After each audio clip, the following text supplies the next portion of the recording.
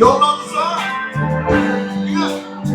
Basta tayo magkasama.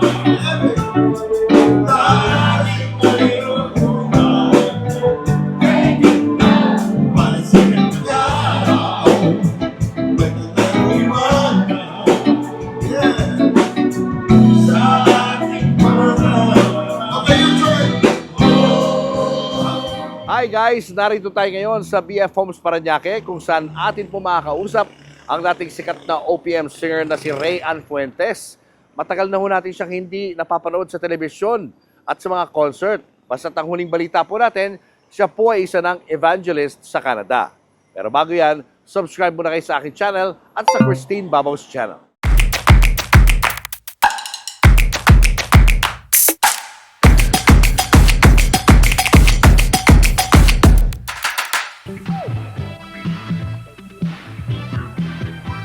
Guys, napaka-swerte natin ngayon dahil guest natin ngayon ang aking idol.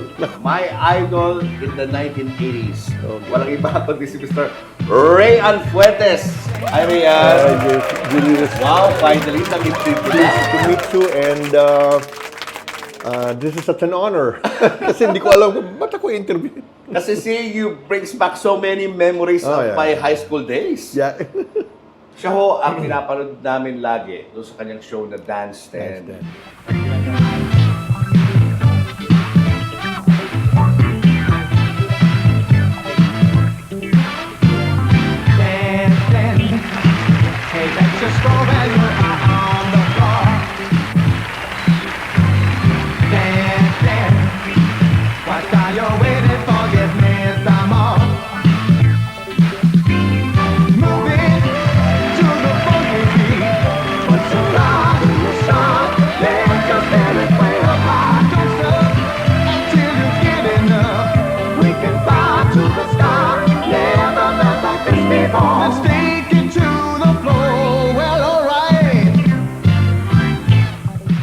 Ginagaya namin yung mga sayo doon kasi. Yeah. So, how are you now, Rian? I'm okay.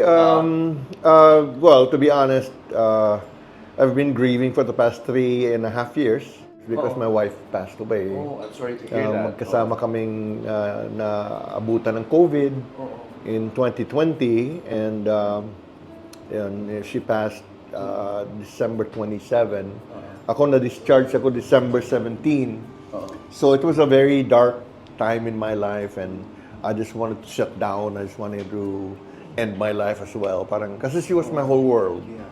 So, napakahirap kwan. And so, in a way, I wanted to shut down. Didn't want to go to church anymore. Didn't want to preach anymore. Didn't want to read the Bible. Didn't want to pray. Nothing. Talagang, then my appetite got severely affected.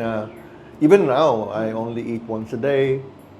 Kaya ang laki ng pinayak ko because of the grief, and so in and out of depression. But the one thing I noticed na I could sense, I cannot explain it really, na God was just loving on me each and every single day. Kasi ayoko na eh. So, you know, He was just loving on me, and then finally, mga latter part of 2021, early part 2022, sige, sa pagbuka parang, reluctant pa yun. Sige na nga, balik na ako sa ministry kasi wala, didn't want to anymore. So, yun, unti-unti, yan. And then, of course, part of the effect of COVID sa akin was I lost my ability to sing. Talagang wala talaga. So either I would, kung susubukan ko, either I would cough violently or pipiyok. Konting kanta lang, piyok na kagad. So, wala. So, I was resigned to the fact na, hindi na ako kakanta. So, in a sense, sabi ko, if this season of my life is over, I think I have peace. Okay lang. But then, last year, I don't know what strange reason, I don't know what she was thinking, ginesta ko ni Kuya Desmond birthday concert niya sa Tagaytay. And, you know, I was very hesitant. Sabi ko, wala talaga. Before I could really say yes, nilagay yung pangalan ko sa poster. Oh, no. So sabi ko, nako, force the good. But one day before the concert, during rehearsal, doon nagmilagro ang Panginoon. Binalik niya yung singing voice ko. For once I can have what my heart used to dream of long before I knew. Lord, I'm grateful that you would make my dreams come true. For once in my life, I won't let sorrow hurt me, not like it hurt me before. For once I have someone I know won't desert me. I will never be alone anymore. For once I can say, this is love, you can't fake it. Long as I know I am loved, I'm gonna make it. For once in my life I have someone. For once in my life I found someone. For once in my life I have someone who loves, and his name is Jesus, me. Napakinggan niyo na ba ang daing ng mga api? Hindi niyo talaga sila maririnig dahil walang boses sa mga kapuspalan. Sa Kongreso, ACT-CIS ang lumalaban para sa mga sinaktan at niloko. ACT-CIS ang boses ng inaapi! Ano talaga nagsimula sa music industry? Music industry, nag-umpisa sa mga pabanda-banda.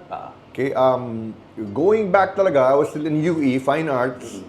And we would have like singing group, mga kinakanta namin, mga America, you know, Crosby, Stills, Nash and Young, gano'n. And then yung classmate ko, sabi niya, hey, yung kapatid ko, bahista ng isang banda sa Rojas Boulevard, sa Dewey Boulevard, sa Wells Fargo. Kasi doon yung mga strip dati, diba? Yung mga sikat no? No, yeah. So, bahista siya nung grupo, naghahanap siya ng singer. Gusto mo mag-audition? Okay. Ako naman, gusto ko lang kumanta. So, nag-audition ako. Doon, natanggap ako. So, that started it, 1972. I was with a group called Fourth Congregation. And then, towards 1975, sinulot ako ng circus band. Kasi sila Basil, umalis sila, Haji, they formed another group called Love Life. So, ang natira, yung rhythm section ng circus plus Pat Castillo.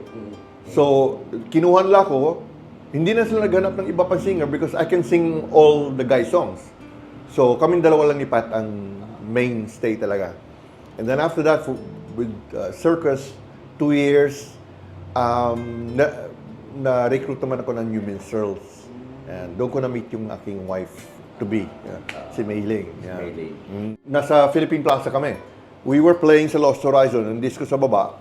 Minstrels was Siete Picados. Tapos, I don't know for what reason, talagang we would bump into each other sa lobby and she would kiss me. Ako naman, wala namang mali siya. Kiss ka beso-beso? Oh, yeah. Pero lips. Ha? Oh, yeah. Hindi nga eh. Yung peck lang. Hindi naman yung... Ako naman, wala namang mali siya. Pero, yun nga eh. Later on, was that your way of recruiting me? Kasi sabi ko, ang genre ko is rhythm and blues, jazz, funk. Ang minstrel, buhat, balot, yung mga classic, no? Classics. Parang naka-afro pa ako, parang out of place, di ba? But, kumbaga parang iginuhit ng tarhana. That's where I met my wife. So, yun. So, you got married, no? And then, got married. And then, 79, I left New Minstrels dahil kinuha kami dalawa ni Tilly Moreno by Butch Montserrat when he entered Umagang Giganda sa Metro Pop. Okay, so we sang the demo. Okay, kami ni Tilly. And then, the higher-ups apparently wanted Basil and Leah to interpret it during the festival and on record, on the album. Pinaglaban kami ni Butch Montserrat. Kung hindi si Tilly at si Rhea ang kakanta, I'll pull out the song. So, sabi mo, so kami na yung nag-interpret. And, again, iginuhit ng tadhana, so to speak. Hindi naman nanalo, but it became such a big hit. So, that started. Up to now, Up to now. Up to now, yeah. Basta tayo'y magkasama, laging mayroong umagang kay ganda, parang sikat ng araw, may dalang liwanag sa ating pangarap. Oh, haharapin natin, basta Diyos ang iyong kasama, laging mayroong umagang kay ganda, parang sikat ng araw, may dalang liwanag sa ating pangarap. Oh, haharapin natin. Surprisingly, all the bands in Metro Manila, they have it in their repertoire. So, kumbaga parang 79 to 81, yun yung duet namin ni Tili. And then 81, doon ako nag-solo. But when you were recording that song, when you first heard it, feel mo ba na magiging hit yun? No. Wala. To be honest with you, Julius, wala akong, I've never really sought fame and fortune. I just wanted to sing. And to be honest with you, when I perform, I'm very self-absorbed in a sense na I don't perform for the audience. I perform for myself. Kung gusto ko yung kanta, kahit hindi nyo gusto, basta gusto kong kanta, kakantahin ko. Parang ganun ako. Yung, I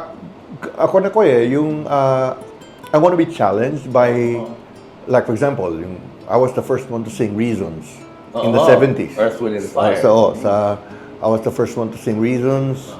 I was the first one to sing Spain. Oh my God. In 70s, 79. Kinakanta na rin ni Gary V yun, di ba? Well, yeah, but I was the first one to sing that in 1979. So, I was the first one to sing live Blue Rondo a la Turk with Boy Katindig. Round, round, round, melody, round, round, round, harmony, round, round, round, melody. So, yung kay Al Jarreau, basta pag nakita ko na, gusto ko to, parang if I get challenged, parang susubukan ko, gano'n. Ganun ako na... May pagka-perfectionist ka rin. Kailangan ma-perfect mo yun. May OCD nga ako eh. So we were playing, his circus was playing sa Lost Horizon. There was one time that the Soul Train Gang, yung dancers ng Soul Train Gang, they had a show sa PICC. They had a series of shows in Manila. They were billeted sa Philippine Plaza Hotel. Nanood sa amin, circus. Nagkagusto sa akin yung Patricia Davis, yung niece ni Sammy Davis Jr. So naging girlfriend ko. For a short time. Wow, okay. And siya yung nagturo sa akin ng mga movements. In one of our gigs sa Lost Horizon, nanood ang Penthouse 7. They like what they saw. Kaming dalawa ni Pat. Pat, magaling din sumayaw dati. So kaming dalawa talagang we choreographed yung act namin na tumutugtog kami sa disco, but yet talagang parang show din yung ginagawa namin. So the Penthouse 7 gang watched the show. They liked what they saw. They approached me. Sabi niya, can you guest sa Penthouse 7? Okay. So, nag-guest ako. And then, tuloy-tuloy na. Tuloy-tuloy na yun. Hindi na ako kumbaga parang every Sunday na lang. Sa naging regular ako. So, in a way, from the standpoint of media, television, I was known first as a dancer. Kasi doon ang exposure ko eh. Not as a singer. Okay. Kasi, at that time, circus band eh. Hindi naman ako nag-solo pa. So pagkakaalam ng tao, dancer. Dancer ka. Ayan. And then, paano pumasok yung Dance 10? Dance 10, yun, in-approach kami ni Boy Gatus of Our Own Little Way production. And they wanted to come up with a dance contest. Tapos kaming dalawa ni Mike ang host. So, okay. Basta ako sige, basta makapag-perform lang. I was never really into, this would be a stepping stone towards, wala akong ganun. Basta, sige lang, okay. Pero doon ka talaga sumikat sa Dance 10, di ba? Oo, yeah. Naging household name ka. Yung grupo namin sa Dance 10 was talagang, kasi yun nga, I was very, very exacting. So yung mas magaling kami as a group, kami ni Mike, with our lady dancers than the dancers sa Penthouse. So kung titingnan mo yung both groups, ay parang night and day. Pero yung contest na yun, parang naging ano yan, hindi lang funky, kundi may breakdance, Yeah. may strut. Yeah. Did you also do that? No. Yun ang hindi ko napag-aralan. Yeah. Hindi mo sinubukan ha, kasi nandun lang sila di ba? yeah. Sumasayaw yung mga ano Yeah. And si Francis M, doon nag-start. Yes, sir. Ano naalala mo sa kanya? I don't really. All I know is that he started being a contestant in Dance 10, but other than that, hindi ko na. Ladies and gentlemen, contestant 2, Francis Magalona.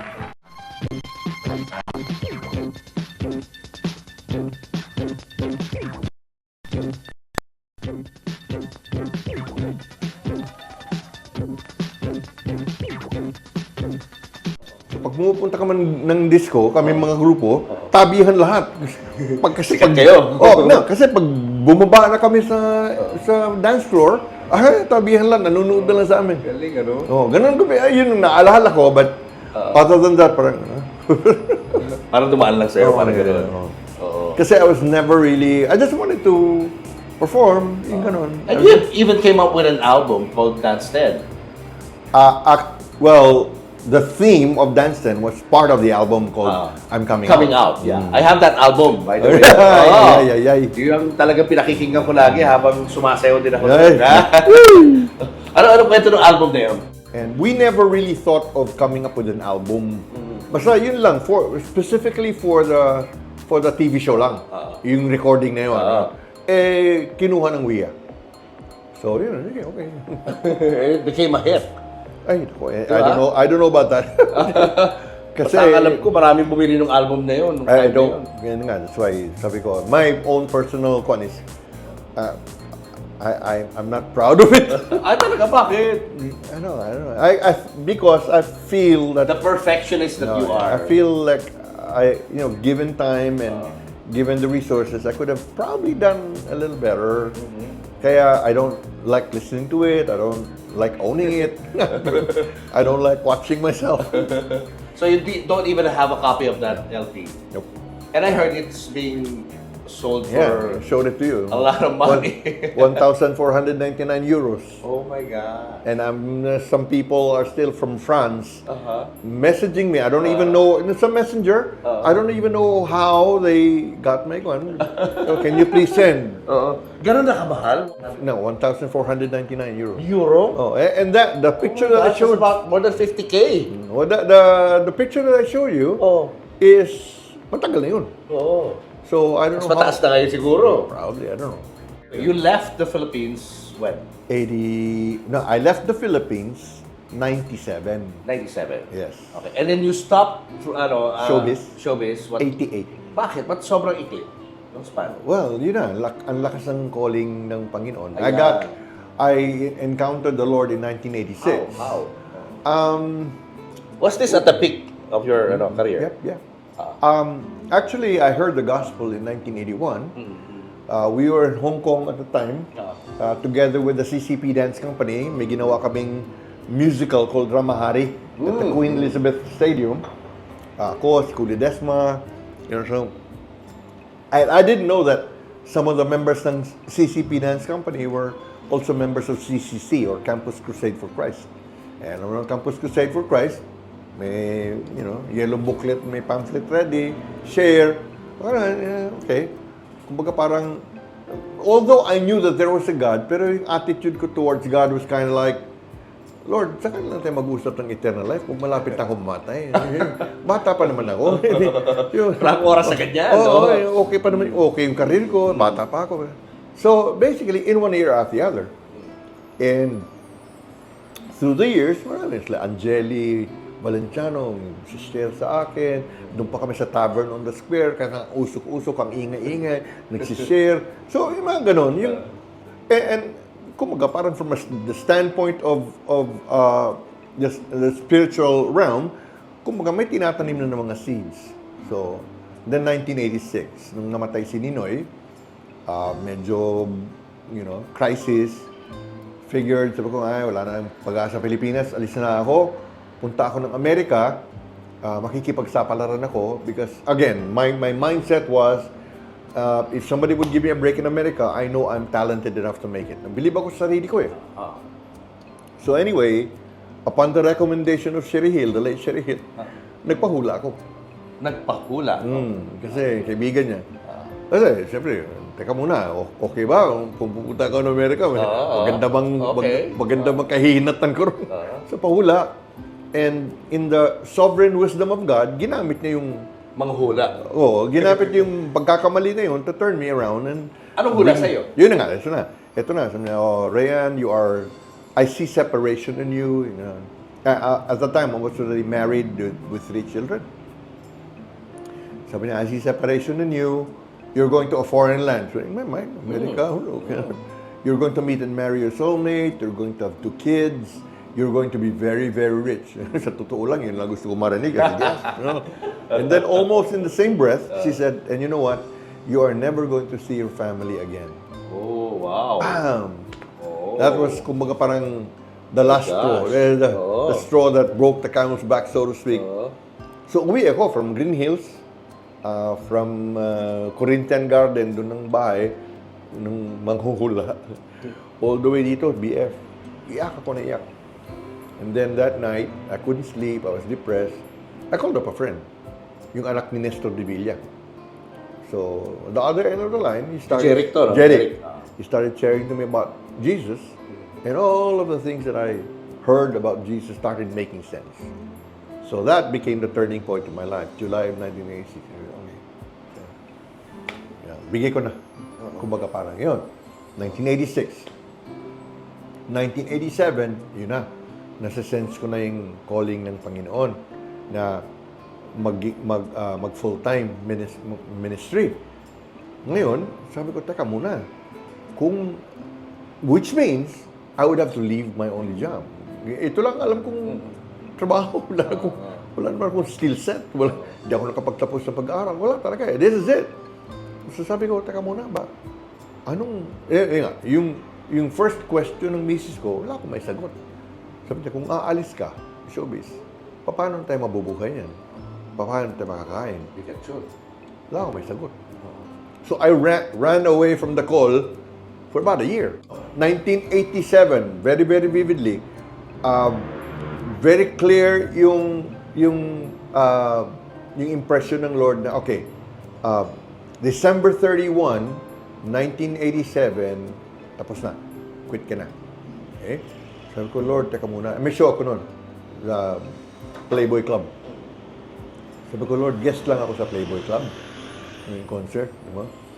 Bigyan mo naman ako ng farewell show. Nagbabargain pa eh. Farewell show. Tapos talagang I could sense the Lord saying, no fanfares. No fanfares. You feel it. You feel it in your heart. It was not an audible voice, but it was so strong. You feel it in your heart. No fanfares. Kumbaga parang, bakit ka magpapaalam? Hindi naman lang maintindihan ko bakit ka alis. Hindi ako nag-obey. Kasi sa atin, dito sa Pilipinas, mga December pa lang, November, December, kinukontrata ka na for Valentine's. Kasi ang Valentine's, may racket na. Nako, eto na. Laki ng budget. So, tinanggap ko. Valentine's concert. Ako, Lia Navarro, Marcos Season, Lou Bonavie, Philippine Plaza Hotel. So anyway, sinabi ko doon sa production, kasi pupunta kami ng Hong Kong. Ako, Helen Vela, si Nestor de Villa, Tirso Cruz, pupunta kami sa Hong Kong, magme-minister kami. And then, cross over to China, mag-smuggle kami ng Bibles. Anyway, so sabi ko sa production outfit, sabi ko, pupunta kami ng Hong Kong, mag-meeting na tayo, mag-production meeting, para at least alam ko kung anong gagawin ko. Kasi ako nga, very exacting. I wanna know kung ano ang spiel ko, ano ang kakantahin. So anyway, the production meeting kami sa Intercon. Nasa Intercon namin, second floor. Kumbaga parang I was the life of the party, patawa ng patawa. After that, pauwi na. The moment I got out of the revolving door sa Intercon, parang may humawak sa akin ganun. Tapos parang I could sense na nagtanong, sino ka doon? Who are you up there? Are you the light of the world? Or are you the same ray and they knew? Wow. The heck? So, kumbaga parang uwi ako from Intercon. I was pounding on the car. I was pounding my leg. Talagang I was so stressed. So, Lord, you gotta speak to me. And then, that night, before I slept, nag-devotion muna ako. And then, meron devotion yung daily bread. Yung daily bread. Yung reading ko for that day is about Lot. Okay? Si Lot, sinabihan na siya na, malis ka dyan. Malis ka sa Sodom and Gomorrah. Kasi, huhusgahan ko yung Sodom and Gomorrah. Si Lot, initially, he was out of Sodom and Gomorrah. Tapos pumasok pa. Bandang huli, sa devotional, ang nakalagay, you cannot walk with God and run with the devil. Ibig sabihin, ang i-present sa akin ng Panginoon, kung mananatili ka dyan sa showbiz, walang maniniwala sa'yo. Punta kami Hong Kong. Lord, could you please speak to me sa devotions ko? Ayun na. Pagdating ko unang-unang bukas, nakalagay doon, you have put a new song in my mouth. Kumbaga parang iba na. At that time, napako ako sa kwan. Ang reading ko at that time was Ruth chapter 2. Si Ruth, she was an outsider. She wanted to glean in the fields of an Israelite, si Boaz. A Boaz is a type of Christ. It's a type of God. In the field, basically, yun yung kanyang provision. Sabi niya kay Ruth, manatili ka sa field ko, I'll take good care of you. So yun yung impression ng Lord sa akin. Kung mananatili ka sa field ko, kung saan kita gagamitin, I'll take good care of you. So, I would write whatever I would sense that He would be saying to me. I would write it down sa edges ng Bible ko. And then I found myself convulsing. Talagang shaking, weeping uncontrollably. Kasi parang, kumbaga parang nanguusap sa akin. Ito na talaga. Kinakausap ka na Oo, direkta. yeah, direkta. Anyway, after that experience, I didn't even tell anyone. Siguro mga 30 minutes later, I heard the doorbell. So, lumabas ako. It was the mailman. Nagbigay sa akin ng letter from someone from Davao, from someone I do not know. Binuksan ko yung sulat, gulat ako. This time, I called my wife. Sabi ko, sweetheart, may nangyari sa kwarto. Kinuwento ko sa kanya. So, could you read Ruth chapter 2? Read everything that I wrote, and then read this letter. Sabihin mo sa akin kung may mapapansin ka. Sabi ng misis ko, pareho to Pareho? yung sinabi ng Diyos sa akin na sinulat ko, at yung sinabi ng sulat, pareho. Virtually the same. Galing sa isang tao. Isang tao, isang babae na hindi ko na kilala. nag-share ng anong laman nun? Yun nga sinulat lang niya sa akin. Sinulat lang. Walang reason at all. Basta sinulat lang niya. Sinulat lang niya yung Ruth na parang the letter confirmed what God was telling me. So it was a confirmation. Now, imagine, days before, nangusap na ang Lord sa kanya, sulatan ako. Nangusap sa kanya kung ano isusulat. And you know naman the mail system here. Yeah, tagal nun. Hindi mo alam kung darating. But exactly on the day itself na I had that experience, dumating to confirm what I was reading. So sabi ko sa misis ko, this is no longer a coincidence. Ganon. Yeah. Sabi ko, sweetheart, Confirmation na. sabi ko, sweetheart, this is it. Sabi ko, I'm quitting. Yun. Now, 1 year before, nung sinabi ko na pinapakwit ako ng Lord, nung sinabi ng misis ko na paano na tayo kakain yan, umiyak siya Umiyak siya. This time, ngumiti. Nung sinabi ko na, Lord, sweetheart, magkakwit na ako. Ngumiti. So parang, So yun, mula noon, nung February 14 of 1988, that was my last show as an entertainer sa Philippine Plaza together with Leah Navarro, Marco Sison, and Lou Bonavi. So, paano kayo nabuhay? Yun. Kung wala ka ng trabaho? Doon nagmimilagro ang Panginoon. Paano? Because I don't, as a person who has lived by faith, that's a term that, is being tossed around. We have lived by faith for 36 years. Just doing what God has called me to do. Initially kasi, early on in my calling, pinakita na ng Lord sa akin how He was going to sustain me. So He showed me from the Word, kung gagawin mo lang, He showed me a cycle of blessing. Kasi ang blessing ng Lord sa buhay natin, cyclical eh. Nasa sa atin na yun kung ipagpapatuloy natin yung cycle or matitigil. Kasi kapag nag-hoard ka na, titigil yung cycle. Kapag maluwag ka, humihikot lang yan. Okay. So pinakita sa akin ng Panginoon yung cycle ng blessing. Kung gagawin ko yun, yun na magtataguyod sa amin. So, in a way, for 36 years, hindi ako humingi ng pera. Unlike, hindi ako nagsusolicit ng suporta, hindi ako nagsusulat ng sulat asking for donations. Although, wala namang masama doon, but I don't do it because pinakita na sa akin ng Panginoon kung paano kami niya itataguyod. My wife has never worked a single day in her life. I am not salaried by any church. No organization or individual underwrites my ministry. I don't have a second job. I don't have any business on the side. Talagang pinakita sa akin ng Panginoon yung ekonomiya ng kaharian. And this is what I have been doing also. Since 2000, I've been teaching churches about the economy of the kingdom of God. So yun, kasi buhay sa amin eh. 36 years namin ipinamuhay na hindi kami humihingi ng pera and yet sinusustentuhan kami ng Panginoon. Bagkus naman, kami pa ang nagbibigay. Kung meron, Paano dumarating? yun nga, I mean, may mga invitation and hindi naman ako Mga talks to? Mga talks, concert, gospel Concert singing the Gospel concert. praise Gospel, praise songs. mga sa mga simbahan.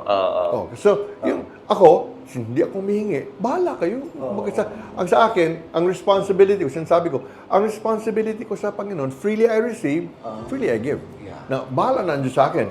And yun, doon ko napapatunayan na ang Diyos hindi nagkukulang sa amin. So, pag sinunod ko lang yung patakaran niya, ayos kami.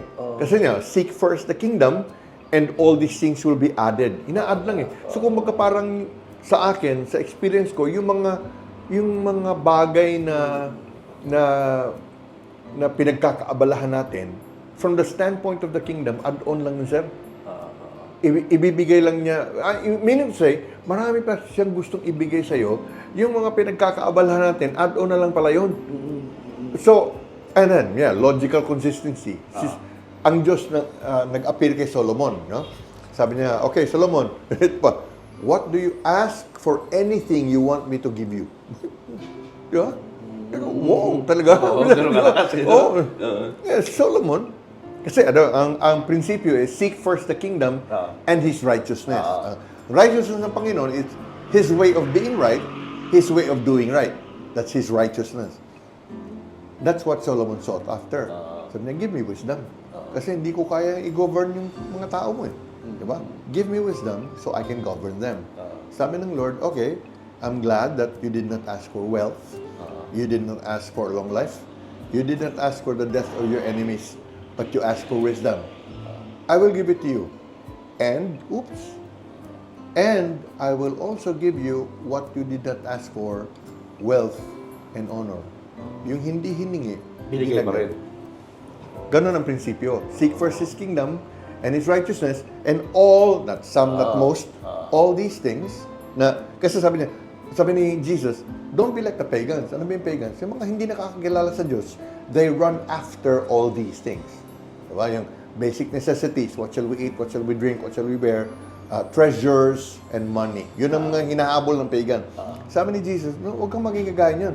Just seek first the kingdom, magpasakop ka sa Bahala na siya sa'yo. Ako, idadagdag ko. Yung hinahabol na, idadagdag ko lang siya. So, ganun sa Na-feel mo yun? Dumating sa iyo? 36 years. I mean, pinabahayan ka. I never prayed for a house, Julius. I never asked God for a house. I never even dreamed I would own a house, Julius. Why? Because sino mag-a-approve sa akin, Julius? Wala naman ako regular income. Diba? Wala, I have no stability. Diba? And yet, Tumating? dinala kami sa Canada kasi doon pala naghihintay yung bahay ko. Paano ka napunta sa Canada? Ayun pa. Yun nga. 1996. Yan, strong impression. He was going to bring me to North America to set up a ministry base. Diba? Kasi North America, either US or Canada. So, hindi ko alam. But 97, talagang klaro na. Canada. teka muna, bakit Canada? Wala naman kami kakilala ron. No family, no support structure, wala, nothing. Kung, if it were up to me, US, nandun ang pamilya ko. But then again, hindsight is 20/20 vision. Sa Canada, wala kaming ibang kakabitan kundi siya. So we have to apply faith. So 97, talagang in-approve na kami ng Lord. Dinala kami sa Toronto muna, 1 year. And then, punta ng Vancouver. And we've been there for 27 years. So pinabahayan kami. Paano mo explain yun? I mean, in logical terms. Kasi wala. Like, nung nakuha namin yung bahay, sabi nung mortgage broker, Mr. Fuentes, we would just like to congratulate you on your new house. But to be honest with you, I do not know why you're approved. ang huling sentence is, this is really a miracle. So, yun yung aming buhay, Julius, na when I tell people about the economy of the kingdom, wala makakapagpasinungaling sa akin because it's been our life for 36 years. 36 years. So, that's what I teach churches. So, yun, I mean, that has been our life of faith. And surprisingly, yung pamilya ko hindi naging bitter about ministry like other families. Kasi yung padre di pamilya na presidente ng isang bangko, biglang umalis at nag full-time, tapos naghihirap sila, parang hindi lang maintindihan. Diba? So, nagiging bitter sa ministry. Sa amin, in our case, hindi naging bitter ang pamilya ko because nakita nila first hand kung paano kami inalagaan ng Panginoon. 1998 sa Vancouver, I was the worship director of our church. Ganda sweldo ko. 1998 till 2000. Okay, yun lang ang trabaho ko, worship director, prepare people for singing. 2000, hindi na ako mapakali, Julius. Bakit? Well nga, parang I was uneasy. Sabi ko, Lord, ba't ganito nasa sense ko? And then again, the impression of God is, remember your first love. Oops. By then, I knew exactly what He meant. Kasi when He called me out of show business, it was not to be a worship director. It was to be to do the work of an evangelist. So in a sense, nalihis ako. Wala ako sa tamang kalagyan. So sabi ko, Lord, anong gagawin ko? Di ba? Sabi niya, resign. Wow. Lord, ito lang ang trabaho ko sa Canada. May pamilya ko. sweldo, no? Ito lang ang trabaho ko sa Canada. May pamilya ko. And then again, impression, Lord, Ryan, anong problema mo? Kung sinuportahan kita sa Manila, kaya kitang suportahan sa Canada. Kasi ako ang Diyos mo sa Manila, ako rin ang Diyos mo sa Canada. When I heard that, when I sensed that impression, Julius, kumuha na ako ng papel, sinulat ko na yung resignation letter ko. Bago ko pa bigay sa pastor, Julius, emails started coming in, phone started ringing, invitations left and right. To the point na yung mga puti sa church namin, after 1 year, nagpa-Bible study sa akin. Nung nakita na nagkabahay pa kami. Kasi sabi nung nag-resign ako from the pastoral staff, ang sabi nung treasurer na puti, sabi niya, Ryan, when you resign, we believe you are making the biggest mistake of your life. Kasi ang ganda ng sweldo ko yun lang ginagawa ko. So after 1 year, yung mga puti sa simbahan, nagpa-Bible study sa akin, hindi sa pastor. Yung pastor namin, di ng Bible school. Sa akin nagpa-Bible study, wala akong pinag-aralan, sa akin nagpa-Bible study kasi sabi ng isang British na babae, we saw the reality of faith in you. Galing. So yun, yung kung baka nagiging testimony, nagiging patutuo na buhay yung Diyos, nagiging patutuo na yung kanyang ekonomiya ay tunay. Kung magpapasakop ka lang, sagot ka niya, it becomes a distinction. Kumbaga parang naiiba ka. So I always tell people, me, I'm not better than you. Pareho lang pambayad sa atin sa krus. Sabi ko, I'm not better than you, but I'm different from you. Kasi yung buhay ko, sabi ko, I don't want to be an ordinary and average Christian na pasibas-sibal na. I want to experience kung ano talaga yung para sa akin sa Diyos. Diba? Kasi nakalaan na yan What about your kids? Ilan ang anak mo? Tatlo. Tatlo. I have 2 boys and my youngest is a girl. Kamusta naman sila? Okay naman. Awa naman. Yeah. They're there in Canada. Yeah. My first son, my eldest, works at a tech company, work from home. My second son is in Toronto as a performing artist. Last year, he was awarded Best Performer and Best Choreographer. Yung pinaka Tony Awards ng Amerika. Sa Canada, merong Sterling Awards. Yeah, yun ata ang pangalan, Sterling, if I'm not mistaken. So, yung equivalent ng Tony Awards ng Broadway. Theater. So, he won Best Choreographer and Best Performer. And then this year, he was nominated for Best Choreographer for Grease. Nice. So, yun ang kanya. Malapit din sila kay Lord. At yung dalaga ko ang naging mas malapit. My daughter is the worship director or the worship pastor ng church nila. Okay.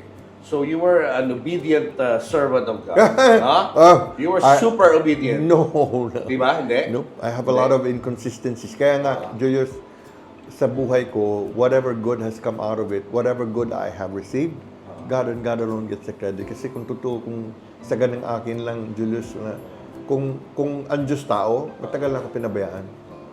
Talaga, ang dami kong inconsistencies eh. Matigas na ng ulo. So, ang sa akin lang talaga, whatever good has come my way, parang I want, sinabi ko sa mga tao, I don't mind not having any appreciation so long as God gets the recognition. Kasi, wala eh.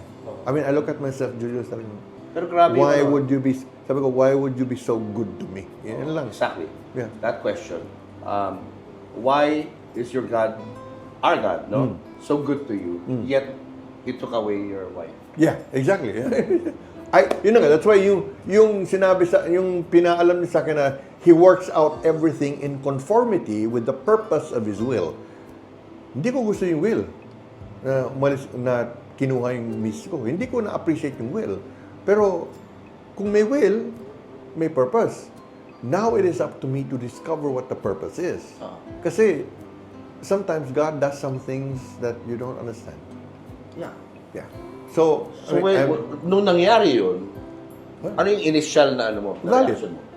Galit. Oo, siyempre. Kasi why? Kinausap mo siya? Well, hindi. Nagtampo. Tapo ka na. Paano niya pinaramdam sa'yo yung reason behind it? Wala. As the days went on, yun lang, yung ibinabalik niya sa akin, sa aking memory yung mga verses sa scripture.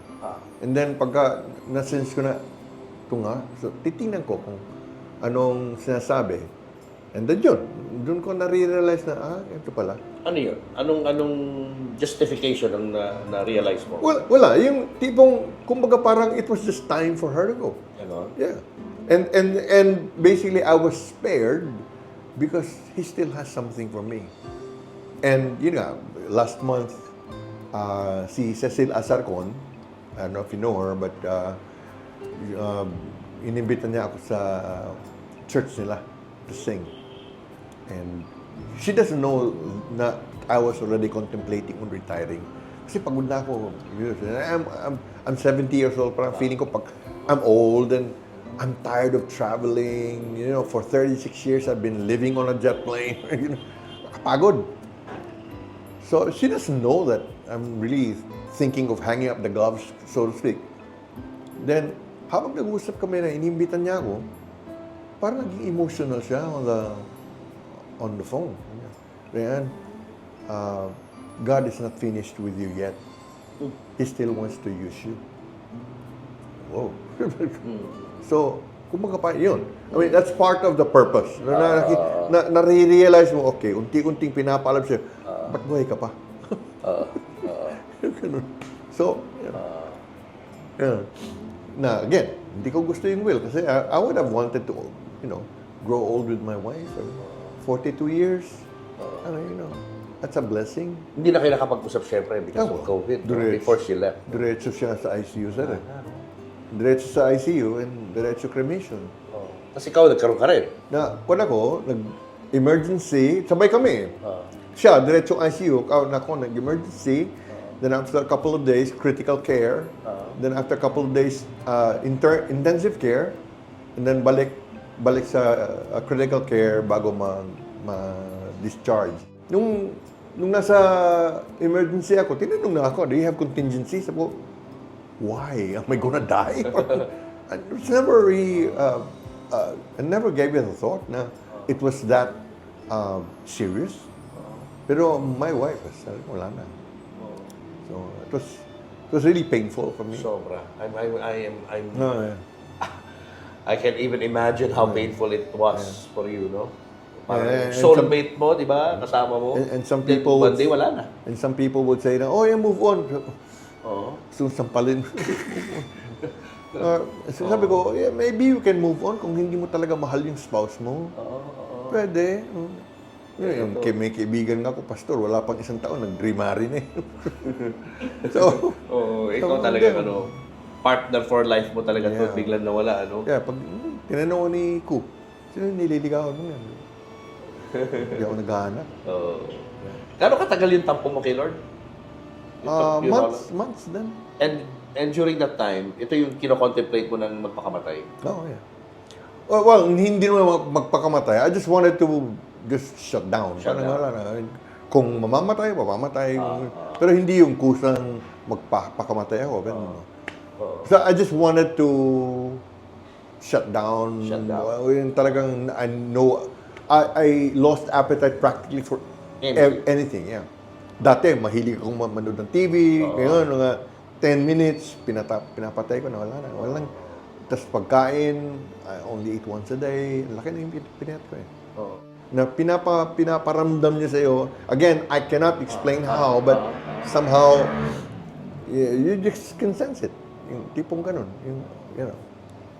Tapos kailan yung talagang acceptance na? He works out everything in conformity with the purpose of His will. So kung may will, may purpose. Hindi mo man gusto yung will, hindi mo man na-appreciate yung will, hindi mo man naiintindihan yung will, pero may purpose somehow. Now, it's up to you and God, di ba? As you develop, as you walk with Him, na unti-unti, ipapaalam sa'yo kung bakit. Kasi, And the purpose so far, right yun. now, is maggagamit pa ako. tuloy pa rin ang pag-preach. Especially to tell my story. Like right now. Like ito. You think this is part of His plan? No? Yeah, because, yun nga, yung sinabi ni Cecil na God is still not finished with you yet, still wants to use you. Since that time, ang mga invitation ko, gusto nila marinig yung story ko.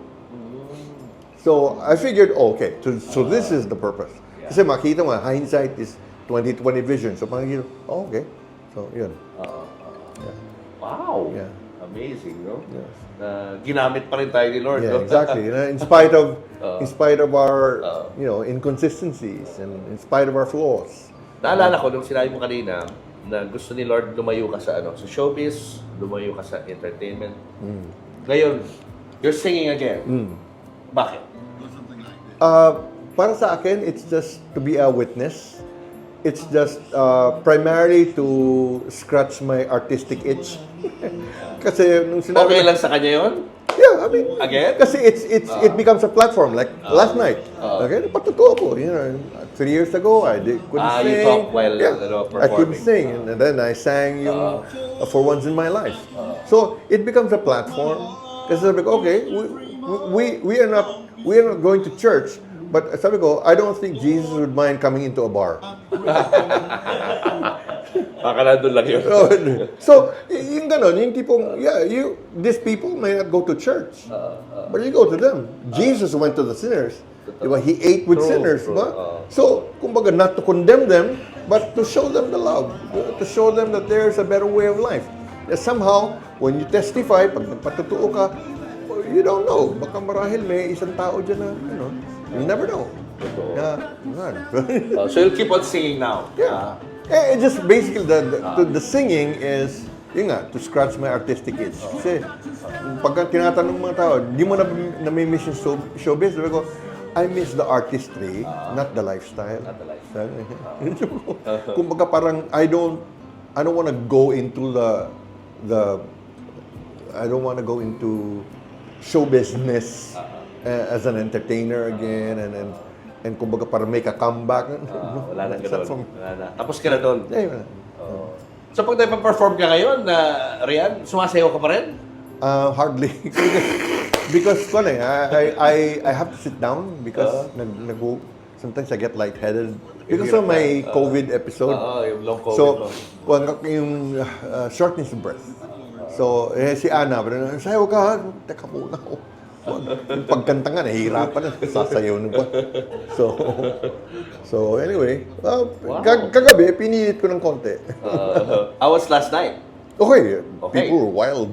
Oh, nice. Oo, lalo na sa Earth, Wind, and Fire namin. Ala, nagdagsakan. Nakakanta mo pa rin ang reasons? Ano? Hindi na, wala na. Mga medyo. Kwan lang, yung mga fast songs sila. Fast Like, songs. yeah, Boogie Wonderland, September. So, nagbabaan ng mga tao, sayawan. Saya, Okay. no? Wow, what a life, no? What a life. Amazing. So, kaya nga, yun nga. Amazing. Whatever good my life has, kumbaga parang produced sa akin, Julius, ang Diyos lang talaga pararangalan. Kasi wala, left on my own, masamang tao. Masamang damo. Talagang, I cannot take pride in myself. If I look back in my life, parang, I always tell people, I have not been a good steward of life. The life that God gave me, kasi tayo stewards lang eh. Yung binibigay lang sa atin, pinapahiram lang sa atin yung buhay, yung talent natin, yung mga abilidad, kumbaga parang you manage it, you steward it for His glory. Kasi whatever good that comes out of your life, napaparangalan siya kasi He's the giver of the gift. So sa akin, sabi ko, I haven't been a good steward of life. Not as a son, not as a sibling, not as a husband, not as a father, not as an artist, not as even a minister. Yung kumbaga parang nonchalant lang ako, parang banjing-banjing. Hindi yung kagaya ng ibang tao na talagang very diligent, very determined. Sige, whatever comes. Kaya, yun nga, in my case, whatever good has come out of it, I cannot take any credit, Jules. Talaga, to be honest with you. Wala talaga. So, yeah. I'll just give it all back to God. Nasa Vallejo kami, may nag-drive all the way from Sacramento just to see me. Ang sabi sa akin, because in your concert, many years ago, I accepted Christ. Wow! Naalala mo pa yun. There was one time, San Francisco. After I preached, I sat down in a corner. This guy comes up to me, this Pinoy, Rayan, do you still remember me? So, I'm sorry, Brad, I don't. So niya, do you remember 1995? So, bro, I don't even remember last week. So, 95, tagal na nun. So, why? What happened 95? So niya, Rayan, I was walking aimlessly at President's Avenue because I was so depressed because my wife was about to leave me that day. Okay? I saw you pumping gas sa corner ng Elizalde and President's Avenue. I saw you pumping gas. I know you were a Christian. Didn't know me from Adam. Lakas loob lang ako rin na lapitan ka. Binuhos ko yung puso ko sa'yo. Sabi niya, Rayan, you listen to me. And before you left, you shared Jesus with me. And then you prayed that my wife would not leave me that day. So, Brother Rayan, may I introduce you to my wife? We are now both serving the Lord. Wow! Galing. Yung kahit mga ganun lang, Julius. Yung ganun lang, di pong... Oh. So, basically, your life means something. Di ba? Na at least you have affected someone for eternity. Yan lang. You know, all the money in the world, all the fame. Ako, yung mga trophies ko, nung nasunog yung Music Museum, wala na ako. Wala na ako. Wala lahat. Wala na. Yeah. So, wala. It doesn't compare. So, yung mga ganun, yung kahit isang tao lang. Oo. Di ba? And hopefully, dito sa conversation natin ngayon, marami pa tayong mas mapalapit sa Panginoon, di ba? Yeah. Sigurado yan. Whatever we do is like a seed being planted. So, yung ganito, I praise God na for the opportunity, Julius, na interview. Yung sinabi niya, interview kita. So, what are we gonna talk about? so yun. Thank you. Thank you so much. Thank you. Thank you. Thank you. Thank you for the opportunity. Thank you for the inspiration. Thank you for the privilege. Thank you for the honor. He found me just in time. Before he came, my time was running low. I was lost. The losing dice were tossed. My bridges all were crossed. Nowhere to go. Now he's here. And now I know just where I'm going. No more doubts or fear. I found my way. His love came just in time. He found me just in time and changed my lonely life that lovely day. Ayan. Hi, Denise! Thank you so much pagbisita sa aking channel. Napaka-special ng aking interview ngayon. Siya po ay nagsimula bilang isang modelo or model, naging beauty queen, naging isang magaling na actress at ngayon ay mompreneur na rin. Higit sa lahat, siya ang wife and the wind beneath the wings ng batikan at magaling na aktor na si Ricardo Cepeda. Ngayon, sa vlog na ito, kikilalanin natin mabuti si Miss Marina Benipayo.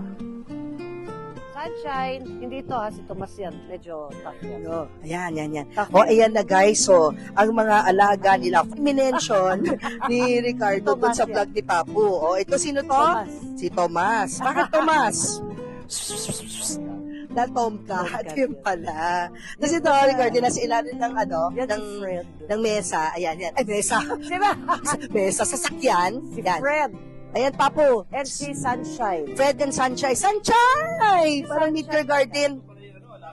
O, ito, Ayan na si Fred. Mahilig sa camera, artista. Julius and Tintin para sa pamilyang Pilipino would like to thank the following. Pure Gold. Sa Pure Gold, always panalo. David Salon. Whoever you are, whatever you do, David Salon brings out the best in you.